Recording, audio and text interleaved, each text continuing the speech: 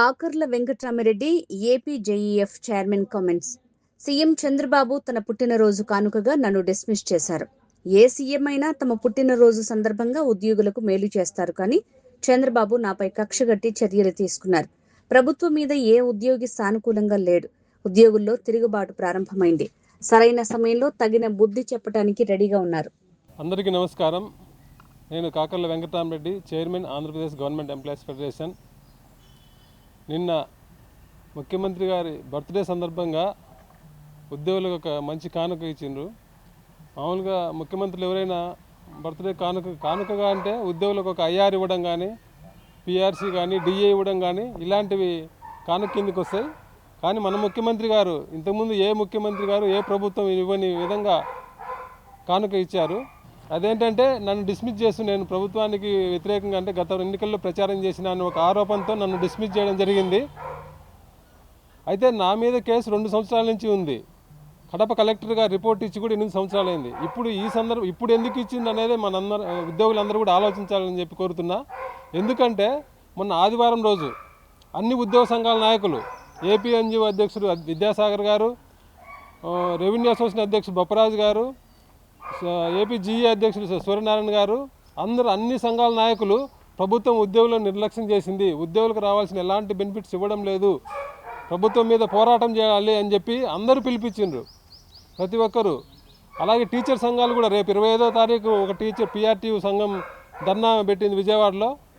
మే 6వ తారీఖు ఒక టీచర్ సంఘం పిలుపునిచ్చింది.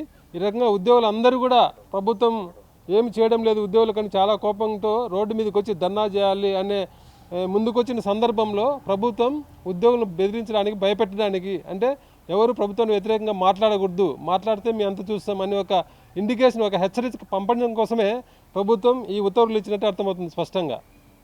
ఎందుకంటే ప్రభుత్వం నా మీద చేసిన ఆరోపణ కూడా మీకు గమనిస్తే, నా మీద వచ్చిన ఆరోపణ ఏంటి, నేను ఎన్నికల టైంలో 4 డిపోలలో తిరిగి ఎన్నికల ప్రచారం, ఒక పార్టీకి అనుకూలంగా ఎన్నికల ప్రచారం చేసిన అనేది నా మీద వచ్చిన ఆరోపణ. అయితే నేను ఏ డిపోలు తిరిగానని చెప్తున్నారో ఆ రిపోర్ట్లు కూడా మీకు ఇస్తా. నేను కడప జిల్లాలో 4 డిపోలు తిరిగానని చెప్పారు. ఆ 4 డిపో మేనేజర్లు కూడా మా డిపోలలో ఎలాంటి ఎన్నికల ప్రచారం జరగలేదని చాలా స్పష్టంగా రిపోర్ట్ ఇచ్చింది గవర్నమెంట్కు. అన్ని డిపో మేనేజర్లు, మీకు ఒక డిపో బద్వేల్ డిపో మేనేజర్ మొత్తం పైన అంతా లాస్ట్లో పేర వాళ్ళు ఇచ్చిన కంక్లూజన్, ఎన్నికల ప్రచార కార్యక్రమాలు ఆర్టీసీ పరిసరాలలో ఎలాంటివి నిర్వహించబడలేదు అని స్పష్టంగా బద్వేలు. అదే మిగతాయి కూడా అన్ని రిపోర్ట్ మీకు నేను కాపీలు అన్ని తర్వాత షేర్ చేస్తా. 4 డిపోల మేనేజర్ల రిపోర్ట్ కలిపి జిల్లా పబ్లిక్ ట్రాన్స్పోర్ట్ ఆఫీసర్ గారు కలెక్టర్కి ఇచ్చిండు. అందులో ప్రతి ఒక్క డిపో మేనేజర్ కూడా అదే స్పష్టంగా చెప్పిండు, ఎలక్షన్ ప్రచారం ఎలాంటివి నిర్వహించలేదు మా ఆర్టీసీ పరిసరాల్లోని. అంత స్పష్టంగా రిపోర్ట్ ఉంటే ప్రభుత్వం ఏ రకంగా ఇలాంటి పెద్ద మేజర్ పనిష్మెంట్ ఎలా తీసుకుంటుంది? అసలు మేజర్ పనిష్మెంట్ ఇవ్వాలంటే స్పష్టంగా సిసిఆర్ రూల్స్లో ఉన్నాయి. ఎలాంటి కేసుల్లో మేజర్ పనిష్మెంట్ ఇవ్వాలి? కరప్షన్ కానీ, లంచం తీసుకున్నప్పుడు కానీ, కరప్షన్ చేసినప్పుడు కానీ, బైగా అంటే 2 పెళ్ళిళ్ళు చేసుకుంటే కానీ, మహిళలను వేధించినప్పుడు కానీ, ఏదైనా ఫోర్జరీ చేసి అధికార దుర్వినియోగం చేసినప్పుడు కానీ, అనైతిక ప్రవర్తన ఉన్నప్పుడు, ఈ 5 సందర్భాల్లో మాత్రమే ఉద్యోగం డిస్మిస్ చేయాలి, మేజర్ పనిష్మెంట్ ఇంపోజ్ చేయాలని చాలా స్పష్టంగా ఉంది. నేను చేసినది ఎక్కడ రాదే ఎన్నికల ప్రచారం. ఒకవేళ నేను ఎలాంటి చేయలేదు, చేసినా అనుకున్నా ఈ పనిష్మెంట్ ఇవ్వడానికి లేదు రూల్ ప్రకారం. మనందరికీ తెలుసు, ఎన్నికల్లో రాజీనామా చేసి ఎన్నికల్లో పోటీ చేసి అపోజిషన్ తిట్టి ప్రచారం చేసి ఎన్నికల్లో పోటీ చేసి ఓడిపోయిన తర్వాత కూడా మళ్ళీ ప్రభుత్వం అడిగితే ప్రభుత్వాలు అలాంటి వాళ్ళకు కూడా ఉద్యోగం ఇచ్చింది. మళ్ళీ చాలా మీ అందరికీ తెలుసు. ఇలాంటి చిన్న కేసుకు ప్రభుత్వం డిస్మిస్ చేసిందంటే కేవలం ఉద్యోగులను భయపెట్టడానికే. ఉద్యోగుల్లో ఆందోళన ఉంది, ఉద్యోగుల్లో వ్యతిరేకత ఉంది, ప్రభుత్వం ఏం చేయలేదని. అందుకోసమని ఉద్యోగులను సైలెంట్ చేయాలని. ఉద్యోగుల్లో ఆందోళన, ఉద్యోగుల అసంతృప్తి, ఉద్యోగుల ప్రభుత్వం మీద కోపం ఉన్నప్పుడు ఏ ప్రభుత్వమైనా, ఏ ముఖ్యమంత్రి అయినా ఏం చేస్తారు?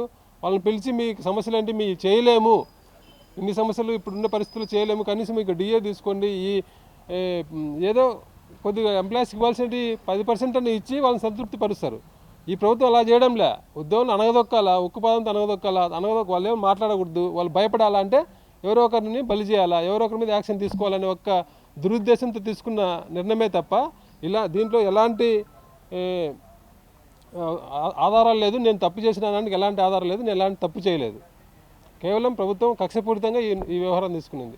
ఇలాంటి కేసులు ఒకవేళ చేయాలంటే నేను ముఖ్యమంత్రి గారిని ప్రభుత్వాన్ని అడుగుతున్నా, ఇదే ప్రభుత్వం ఇదే ముఖ్యమంత్రి గారు గతంలో ఇలా ఎంప్లాయీస్ని రాజకీయంగా వాడుకునేది వీళ్ళు కాదా? 2014-19 మధ్య ఏం జరిగింది మీ అందరికీ తెలుసు. అప్పుడు ముఖ్యమంత్రి గారు కేంద్ర ప్రభుత్వం ఇచ్చిన ప్రత్యేక ప్యాకేజ్ బాగుందంటే ఉద్యోగులందరూ బస్సులు వేసుకొని పోయి విజయవాడ సెంటర్లో కూర్చొని నవనిర్మాణ దీక్ష చేయాలి. అదే ప్యాకేజీ బాగలేదు, ఆయనకు బీజేపీతో ప్రాబ్లం వచ్చి బీజేపీ నుంచి బయటకు వచ్చి ప్యాకేజీ బాగలేదు మళ్ళీ ప్రత్యేక హోదా కావాలని చెప్పి ఆయన అన్నప్పుడు మళ్ళీ ఉద్యోగులంతా ప్యాకేజ్ వద్దు హోదా కావాలని చెప్పి నల్ల చొక్కాలు వేసుకొని ఢిల్లీలో ధర్నాలో కూర్చొని బీజేపీని తిట్టాలి. అదే కదా 14 నుంచి 19 వరకు జరిగింది. ముఖ్యమంత్రి గారు ముఖ్యమంత్రి హోదాలో ఉండి ఆయన నల్ల చొక్కా వేసుకొని ధర్నా చేయడం కాక ఢిల్లీలో ఉద్యోగులను పక్కన పెట్టుకొని చూడండి, ఆయన ముఖ్యమంత్రి హోదాలో ఉద్యోగులను పక్కన పెట్టుకొని ఢిల్లీలో బీజేపీని తిట్టించిండు. ఏమని తిట్టించిండు? ప్రధానమంత్రి గారిని వ్యక్తిగతంగా కూడా తిట్టిండు ఉద్యోగ సంఘాల నాయకులు. బీజేపీని ఒక్క సీటు రానియం రాష్ట్రంలో బీజేపీని రాష్ట్రం నుంచి తరిమి కొడతామని చెప్పి ముఖ్యమంత్రి హోదాలో ఉద్యోగ సంఘాల నాయకులను పెట్టుకొని మాట్లాడిండు. అది రాజకీయం కాదా? అప్పుడు ఏపీఎన్జీఓ అధ్యక్షుడు ఏం చేసిండు?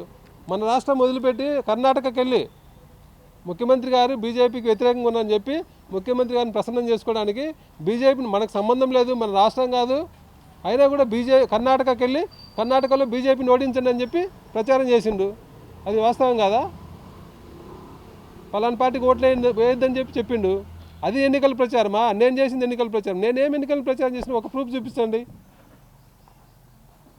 పోలవరంలో ముఖ్యమంత్రి గారు ప్రోగ్రాం చేస్తే సెక్రటరియట్ నుంచి బస్సులు వేసుకొని పోయి పోలవరం సీఎం గారి ప్రోగ్రాంలో పాల్గొన్నాం. అది రాజకీయంగా వాడుకోవడమా ఉద్యోగులను? నేను చేసింది రాజకీయమా? 2019 ఎన్నికల ముందు ఉద్యోగ సంఘాల నాయకులు అందరూ ప్రెస్ మీట్లు పెట్టి ప్రభుత్వం బాగుంది, ఇది ఫ్రెండ్లీ ప్రభుత్వం, బ్రహ్మాండంగా చేసింది, మళ్ళీ ఇదే ప్రభుత్వం రావాలని ప్రెస్ మీట్ పెట్టి చెప్పలేదా? అన్ని ఆంధ్రజ్యోతి పేపర్లో రాలేదా అవన్నీ? అదంతా ఎన్నికల ప్రచారమా? అదంతా వాళ్ళంతా టీడీపీ తొత్తులా? వాళ్ళ మీద యాక్షన్ తీసుకోవాలా? చెప్పాలి ప్రభుత్వం, ముఖ్యమంత్రి గారు చెప్పాలా? ఇప్పుడు నా మీద యాక్షన్ తీసుకోవడం కరెక్ట్ అయితే వాళ్ళందరి మీద యాక్షన్ తీసుకోవాలి కదా. ఆ తర్వాత వచ్చిన ముఖ్యమంత్రి గారు జగన్మోహన్ రెడ్డి గారు ఏం చెప్పిండ్రు? ఫస్ట్ మీటింగ్లో ఉద్యోగులతో జరిగిన మీటింగ్లో ఆయన ఏమన్నాడు? మీరు ప్రభుత్వంతో పనులు చేసుకోవడానికి ముఖ్యమంత్రి గారిని ప్రభుత్వాన్ని పొగడవచ్చు, అలాంటి పట్టించుకొని నేను, మీరు ఎంప్లాయీస్ కోసం పనిచేయండి, ఎంప్లాయీస్ కావాల్సింటే మేము చేస్తామని చెప్పిండు. అది పెద్ద హుందాతనం, అది ముఖ్యమంత్రి గారికి ఉండాల్సిన లక్షణం. అది అట్లా ఏం లేకుండా చిన్న విషయాలకు ఎలాంటి ఆధారం లేకుండా ఎంప్లాయీస్ని భయపెట్టాలని చెప్పి ఇలాంటి చేస్తే ఎంప్లాయీస్, నేనైతే ఇలాంటి వాటికి భయపడను. ఖచ్చితంగా ఇంకా గట్టిగా ఎంప్లాయీస్ కోసం ఇంకా గట్టిగా వాయిస్ వినిపిస్తాం. ఉద్యోగం ఉన్నా లేకపోయినా మీరు ఏం చేసిండ్రు ఈ 2 ఏళ్ల కాలంలో? ప్రభుత్వం, ఈ గవర్నమెంట్ ఉద్యోగులు చేసిన మంచి ఒకటి చెప్పండి. నా మీద కొందరు సోషల్ మీడియాలో పచ్చకామాల జర్నలిస్టులు ఇష్టం వచ్చినట్టు మాట్లాడుతున్నారు, నేను ఒక ప్రభుత్వానికి అనుకూలంగా ఉన్నానని. ప్రభుత్వం మంచి చేసినామని చెప్తాము. ఏ ఉద్యోగ సంఘ నాయకులైనా అది చెప్తారు. 2014-19 మంది అందరూ చెప్పిండ్రు ఆ ప్రభుత్వాన్ని, అప్పుడున్న ముఖ్యమంత్రి గారిని పొగిడిండ్రు. అది తప్పవుతుందా? గత ప్రభుత్వం బాగా చేసింది ఉద్యోగులు కాబట్టి మంచి చేసిందని చెప్పినాము. ఈ ప్రభుత్వం ఈ 2 ఏళ్ళు ఏదైనా చేస్తే ఈ ప్రభుత్వం కూడా మంచి చేసింది అంటాం. ఏం చేయలేదు కదా. 2 ఏళ్ళు అయింది ప్రభుత్వం వచ్చి. 2 ఏళ్లలో ఉద్యోగులు చేసిన ఒక్క మేలు నేను సవాల్ చేస్తున్నా ప్రభుత్వాన్ని కానీ, ఆ పచ్చ జర్నలిస్టులు కానీ, ఆ పచ్చ మీడియా కొందరు నా మీద పని కట్టుకొని వార్తలు రాసిన వాళ్ళని కానీ చెప్తున్నా, ఈ 2 ఏళ్లలో ప్రభుత్వం ఉద్యోగులకు చేసిన మేలేంటి? ఉద్యోగులకు ఎన్ని హామీలు ఇచ్చింది మీరు? ఎన్నికల టైంలో 9 హామీలు ఇచ్చింది ఉద్యోగులకు. 9 హామీలో ఒక్క హామీ అమలు చేసిందా? అధికారంలోకి వచ్చిన వెంటనే ఇస్తామన్నారు, ఇచ్చిందా? 2 ఏళ్ళు అయింది. వెంటనే అంటే ఇంకెప్పుడు? 3 ఏళ్ళు అయింది. పీఆర్సీ కమిషన్ వేయాలి. పీఆర్సీ ఎప్పుడు ఇస్తారు? ఈరోజు కమిషన్ ఇచ్చే రిపోర్ట్ ఇచ్చి దాన్ని ఇంప్లిమెంట్ చేయడానికి 2 సంవత్సరాలు పడుతుంది. అలాంటిది ఈరోజు కమిషన్ వేయలేదంటే పీఆర్సీ ఎప్పుడు ఇస్తారు మీరు? అసలు పీఆర్సీ ఇచ్చే ఉద్దేశం ఉందే మీకు? అంటే 2009 ఎన్నికల ముందు పీఆర్సీ ఇచ్చి ఎన్నికల్లో లబ్ధి పొందడానికి అంటే 5 ఏళ్ళు ఉద్యోగులు పీఆర్సీ కోల్పోవాలి. ఏమి చేసిన మీరు ఉద్యోగులు చెప్పింది ఎన్నికల్లో? సిపిఎస్ ఉద్యోగులకు న్యాయం చేస్తామన్నారు. గత ప్రభుత్వం జీపీఎస్ తీసుకొచ్చా లేదు, దానికంటే మెరుగ్గా మంచి పెన్షన్ విధానం తీసుకొస్తామని చెప్పిండ్రు. చెప్పి ఆ ప్రభుత్వం ఇచ్చిన గ్యారంటీ పెన్షన్ కూడా పక్కన పెట్టిండ్రు. అలాంటిది మీరు ఏమని తీసుకొచ్చిందా? కనీసం సిపిఎస్ ఉద్యోగులకు ఎలా న్యాయం చేయాలని ఆలోచన చేసిందా? ఒక కమిటీ వేసిందా? ఆ సిపిఎస్ ఉద్యోగులు పిలిచి మాట్లాడిండ్రా? ఏం చేసిండ్రు? 1వ తారీఖు జీతం ఇస్తామన్నారు. 1వ తారీఖు జీతం ఇస్తున్నారా? ఎవరికి ఇచ్చిండ్రు? నిన్న నాకు సెక్రటరీలో కనపడి కాంట్రాక్ట్ ఎంప్లాయీస్ ఎందుకు వచ్చిందంటే మాకు 2 ఏళ్ల నుంచి జీతం రాలేదన్నారు. గత ప్రభుత్వంలో ఏం జరిగింది? అవుట్ సోర్సింగ్ ఉద్యోగులు, కాంట్రాక్ట్ ఉద్యోగులు తక్కువ జీతంలో ఉండేవాళ్ళు కాబట్టి వాళ్ళకు 1వ తారీఖు వేసి మిగతా రెగ్యులర్ ఉద్యోగులకు 1-2 రోజులు లేట్ అయ్యేది. కానీ ఇప్పుడు ఏమవుతుంది, రెగ్యులర్ ఉద్యోగులకు 1వ తారీఖు 2వ తారీఖు పడితే కాంట్రాక్ట్ అవుట్ సోర్సింగ్ ఉద్యోగులకు 10-10వ తారీఖు పడుతుంది. ఇప్పుడు చెప్తున్నా వాళ్ళకు కాంట్రాక్ట్ లెక్చరర్లకు 2 నెలల నుంచి జీతం రాలేదు, వాళ్ళు 1వ తారీఖు జీతం ఇస్తున్నారా మీరు? పెన్షన్లో ఒక కార్పొరేషన్ ఏర్పాటు చేస్తామని చెప్పిండు, ఏర్పాటు చేసిందా? ఆశా వర్కర్లకు జీతాలు పెంచుతామన్నారు, పెంచిందా? అంగన్వాడీలకు జీతాలు పెంచుతామన్నారు, పెంచిందా? అవుట్ సోర్సింగ్ వాళ్ళకి జీతాలు, ప్రభుత్వ పథకాలు అమలు చేస్తామన్నారు, అమలు చేసిందా? ఏం చేసిండు మీరు? సచివాలయ ఉద్యోగులు నోషనల్ ఇంక్రిమెంట్లు, ప్రమోషన్లు అడుగుతున్నారు, వాళ్ళకేమైనా ఇచ్చిందా? సర్వశిక్ష ఉద్యోగులకు, సమగ్ర శిక్ష ఉద్యోగులకు శాలరీస్ పెంచిందా? విఏరియాలకు శాలరీస్ పెంచిందా? ఏం చేసింది మీరు? 2 నెలల్లో ఏం చేయలేదు కాబట్టి ఉద్యోగులందరూ అసంతృప్తిగా ఉన్నారు. ఆ అసంతృప్తిని అణగదొక్కడానికి ఇలాంటి చర్యలు చేస్తున్నారు తప్ప ఉద్యోగులకు చేసిన మేలేంటి? అది ప్రశ్నించితే అది తప్ప? అంటే మీకు గవర్నమెంట్కి వ్యతిరేకంగా ఎవరు మాట్లాడకూడదా? గత ప్రభుత్వం మంచి చేసిందంటే అది తప్ప? నేను ఇప్పుడు చెప్తున్నా, ఈ ప్రభుత్వం కంటే గత ప్రభుత్వం 100 రెట్లు మేలు. గత ప్రభుత్వం చేసింది నేను ఛాలెంజ్ చేసి చెప్తున్నా, ఇది కాదని చెప్పి ఏ ఉద్యోగ సంఘ నాయకుడైనా ఎవరైనా వచ్చి మాట్లాడమనండి. గత ప్రభుత్వం 2019 ఎన్నికల్లో ఇచ్చిన మేనిఫెస్టోలో ఇచ్చిన ఉద్యోగులకు ఇచ్చిన హామీలన్నీ కేవలం 1 సంవత్సర కాలంలో 80% హామీలు అమలు చేసింది. ఆర్టీసీ ఉద్యోగులను ప్రభుత్వంలో విలీనం చేసింది, 3600 కోట్లు ఖర్చు అయిన ప్రభుత్వంలో విలీనం చేసింది. ఆశా వర్కర్లకు జీతాలు పెంచింది. అధికారంలోకి వచ్చిన ఫస్ట్ క్యాబినెట్లోనే 27% ఐఆర్ అప్రూవ్ చేసి 2019 జూలై 1 నుంచి ఉద్యోగులకు ఐఆర్ ఇచ్చింది.